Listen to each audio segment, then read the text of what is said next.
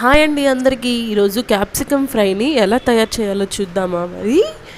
Just ఒక pan పెట్టేసుకున్నానండి. ఆ పాన్లో 2 table spoon of oil వేసాను. అండ్ కొద్దిగా ఆవాలు, కొద్దిగా జీలకర్ర, కొద్దిగా కరివేపాకు వేసుకున్నాను. అండ్ ఇప్పుడు వచ్చేసి చిన్న చిన్న పీసెస్ కట్ చేసి పెట్టుకున్న క్యాప్సికమ్ ముక్కలు వేసేసుకున్నాను. ఇది ఒక 10 or 15 మినిట్స్ వరకు ఫ్రై చేయాలండి. ఎందుకంటే బాగా ఫ్రై అయితే పచ్చివాసన రాదు అండ్ కచ్చకచ్చా ఉండదు. ఒక 10 or 15 మినిట్స్ వరకు లిడ్ క్లోజ్ చేసుకొని బాగా ఫ్రై చేసుకున్నాను. ఆ తర్వాత వచ్చేసి వెల్లుల్లిపాయ వేసుకున్నానండి. వెల్లుల్లిపాయ వేసి దంచి వేసేసుకుంటే టేస్ట్ బాగుంటుంది. వెల్లుల్లిపాయ ఒక 5 or 6 పీసెస్ వేసేసుకున్నాను దంచి. తర్వాత తగినంత పసుపు, తగినంత సాల్ట్ వేసి బాగా మిక్స్ చేస్తున్నాను.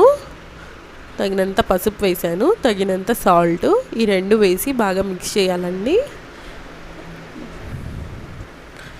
తర్వాత వచ్చి కారం పొడి వేసానండి. కారం పొడి వేసేసి లిడ్ క్లోజ్ చేసేసాను.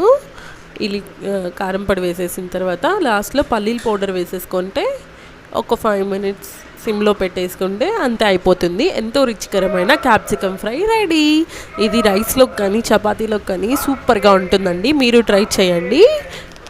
And thank you all.